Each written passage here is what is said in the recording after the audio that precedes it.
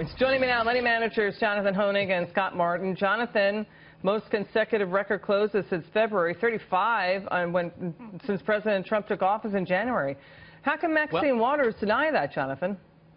Well, I don't think she's denying the market's at an all-time high. What I heard, Liz, was Maxine Waters denying that the president is going to bring back coal jobs. And she's right. On this, she's right. I mean, this country has been losing coal jobs since the 1920s. So why in the heck would the president want to spend an ounce of taxpayer money or subsidy bringing back these jobs? I mean, my God, Liz, we'd get a full employment if everyone was a subsistence farmer. But this notion of working to bring back, elevator operators, Pullman porters, or coal miners, I think exactly the wrong function of government. To your point, I hear what you're saying. She's talking about coal jobs.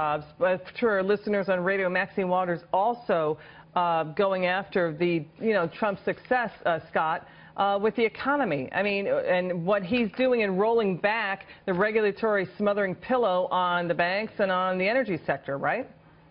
Yeah, and I think, the coal mining jobs, I mean, Jonathan's going to make me want to come all the way over there across town and talk to him in person, because I think the issue with the coal mining jobs is it's a microcosm. It's a picture of what she's getting at, which is that Trump's not going to bring back the industrial jobs. He's not going to bring back the mining jobs, the manufacturing jobs that were so hurt under the Obama administration, which to me is really the process here, which is that if you talk to any of these CEOs that are in that area, they feel so much more liberated under the Trump administration, so much more hopeful, and that's really what I believe this is a microcosm of other job areas that were so discredited under Obama are now hopefully going to at least recover and maybe start coming back.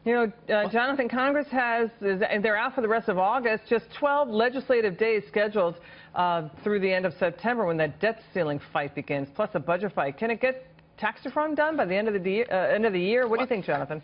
That's what worries me, Liz, is that, so much of, I think, of this tremendous gain we've seen since the president's election has been predicated on, we knew it was going to be tough, but at least substantial tax reforms for Republican-held Senate, Congress, and presidency. So that's my fear. It's a bull market. I still think so with the all-time highs, but we're seeing those number of new all-time highs slow, and if we don't get tax cuts, look out below. Quickly, Scott, you got 10 seconds. What do you think?